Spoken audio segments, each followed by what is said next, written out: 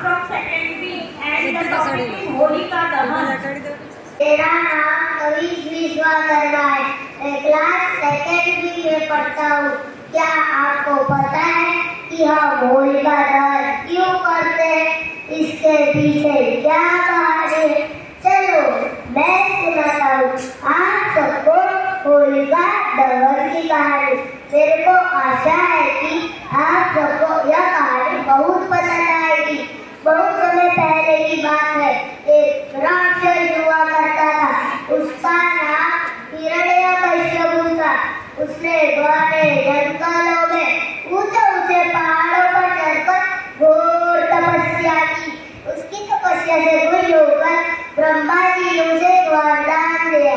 ब्रह्मा जी से उसने ऐसा वरदान मांग लिया जो कभी भी किसी को नहीं मिला था।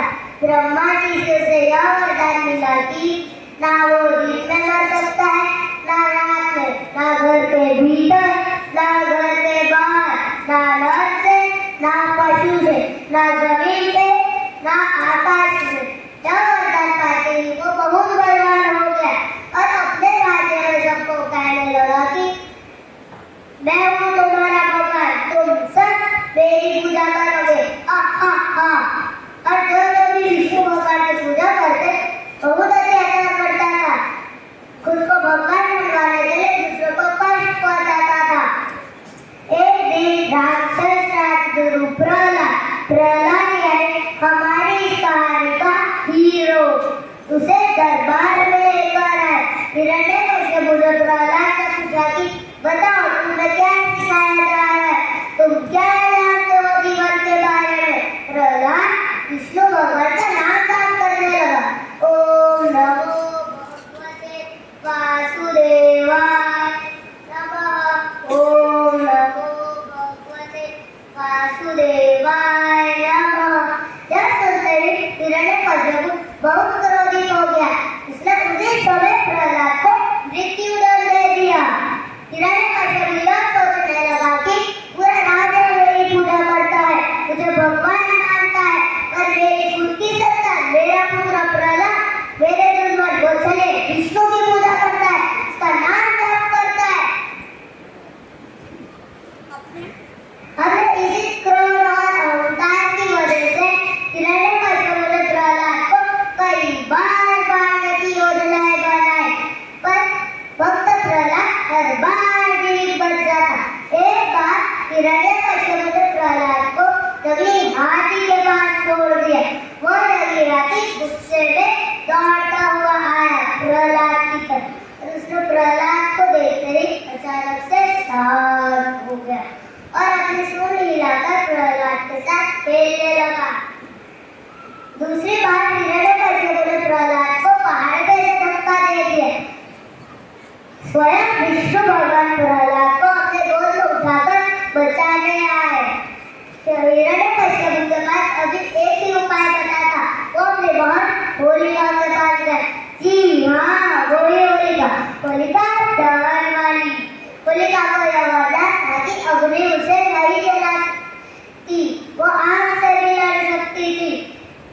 हिरण्यकश्यप ने होलिका से विनती की कि बहन तुम प्रहलाद को लेकर लड़ते हुए चिता में बैठ जाओ, जिससे वो विष्णु भक्त प्रहलाद की मृत्यु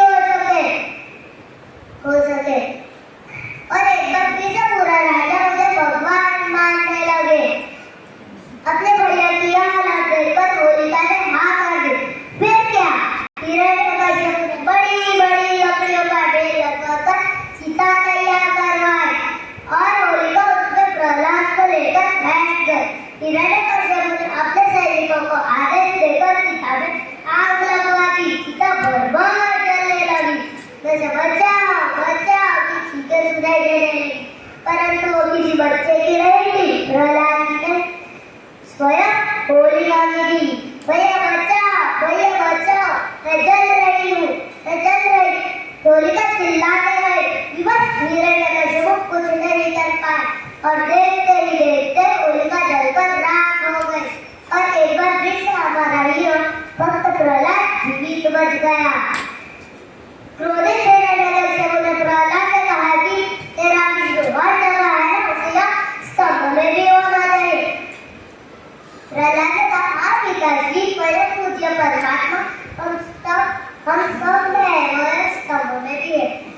हिरण्यकश्यप यह सुनते ही हिरण्यकश्यप ने अपने अस्त्र को उठाकर स्तंभ पे प्रहार किया। स्तंभ में से स्वयं विष्णु भगवान नरसिंह अवतार में प्रकट हुए और हिरण्यकश्यप के मारे वरदान के मुताबिक ने बड़े-बड़े नाखूनों से सफेद चीर दिया। इस तरीके से हिरण्यकश्यप का वध हुआ।